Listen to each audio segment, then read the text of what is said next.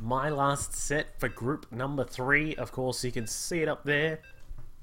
It is TaeJa versus HoBbe. Thank you, T-. See you later, dude. Yeah, TaeJa's in Diamond. He's a bit of a noob. I don't know what's up with that. He's up against HoBbe, who's Masters. Clearly, HoBbe's going to destroy him. But anyway, it is going to be a Terran versus Zerg. We're going to jump into this one. It is on Accolon Waste. It is, of course, my last set for group stage number 2. Group stage number 3 starts in a little while. So don't worry, I'll be back in a little bit with some more DreamHack after we've finished up this set. But let's see how this game goes. Starting down in the bottom right-hand side is our blue Zerg player. I'll switch over those overlays. Whoops. Hang on. Let me just fix it up. Our blue Zerg player, of course, he is another Swedish player, if I'm not mistaken. He is playing for Team Property. It is HoBbe. And his opponent up in the top left-hand side, of course, he's playing for Team Liquid, one of the great teams of the StarCraft 2 scene. Up here, it is Liquid TaeJa. So I'm really intrigued to see what you guys think of who is going to take out this game. Of course, you know, like we said it before, a lot of the players, you know, you have to face up against some really strong players. HoBbe up here against a very strong Korean Terran. Who do you think is going to win? And what is the scoreline going to be? Post in the chat. I'll read out some of them if I can while I'm watching. Yeah, the Swedish SC2 Championship is on, by the way, as well. So there's so much StarCraft going on. It's incredible.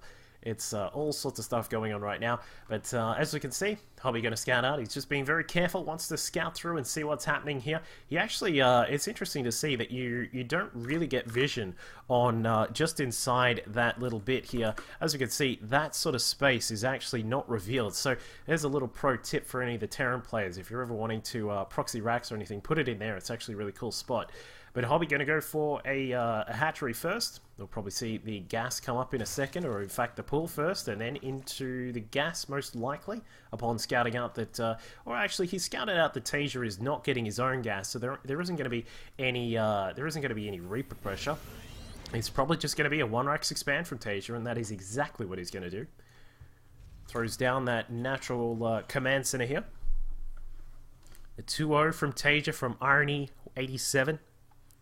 Captain Xander says 2-0 TaeJa. Accolon easy pickup. Yeah, it is a pretty easy one as well.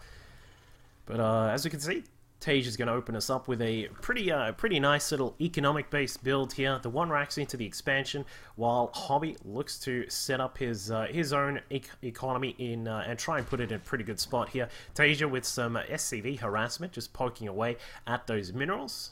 But as you can see, HoBbe going to grab his gas, and he's going to get us started with what looks to be just a relatively nice, safe and standard build with the hatchery going down at the natural. Looking to also take a third pretty quickly here as well. Just picking up that 300 minerals.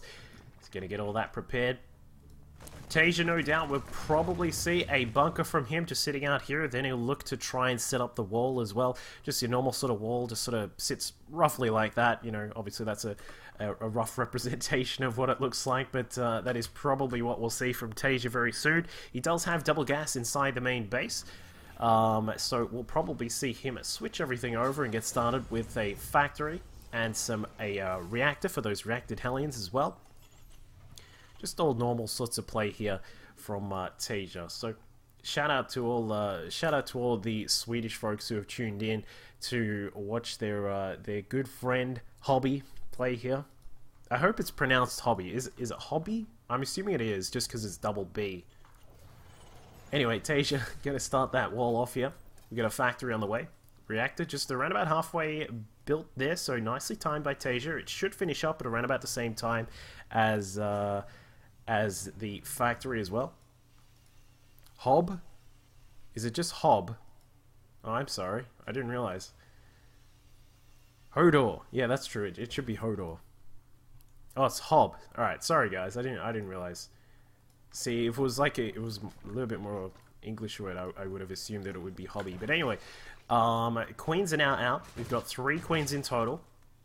HoBbe is going to send them down to the third base and probably get some creep spread started. In fact, this queen here, I'm just wondering why she hasn't headed down there, but that's actually because there is a fourth Queen just building down here as well. So TaeJa's going to go for what looks to be...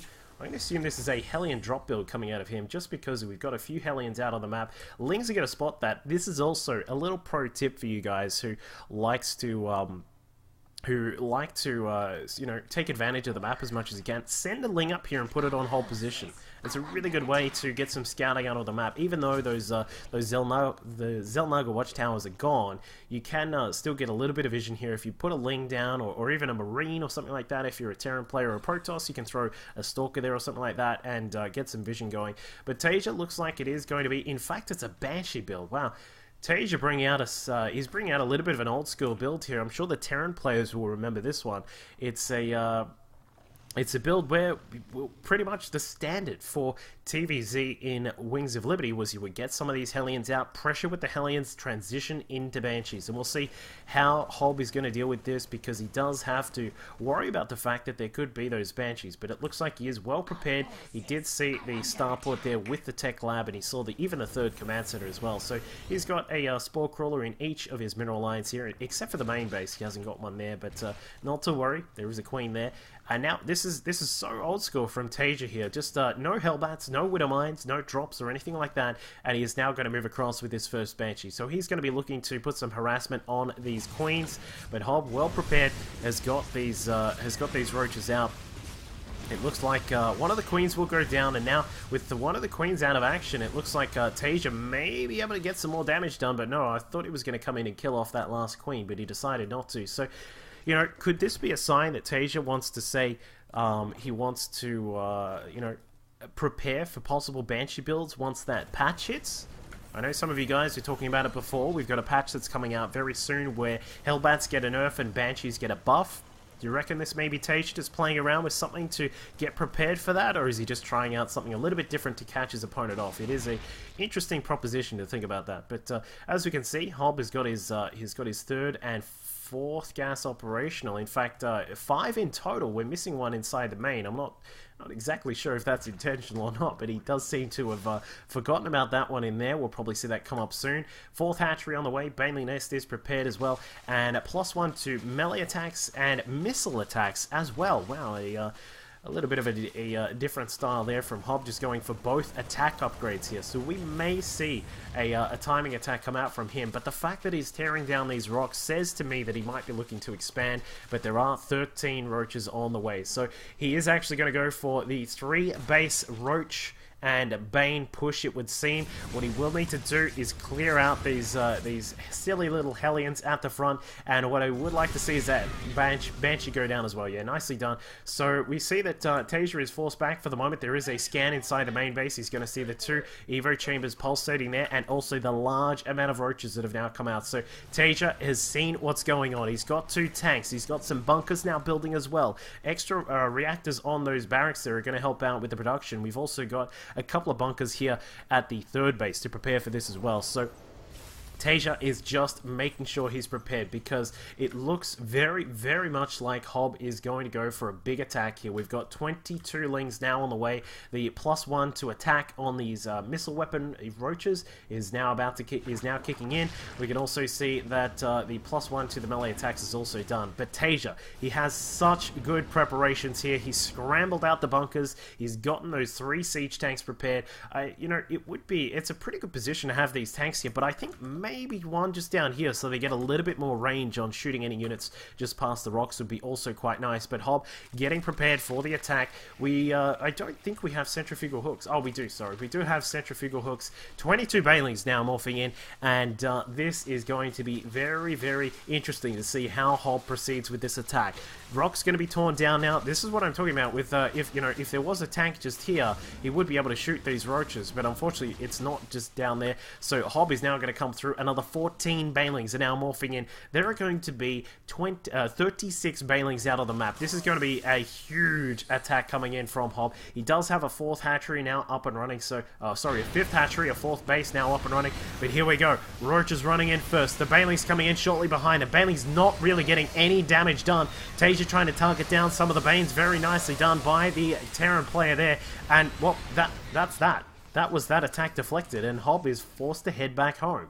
getting basically no damage done. TaeJa on the front foot now. He's got a lot of Marines, 4 tanks also out, bringing in the SCVs. He says, let's do it, my friend. You brought on the big attack to me. I'm going to bring the train to you. And choo-choo begins, because TaeJa is now on his way across the map, just going to try and roll over his opponent as quickly as he can.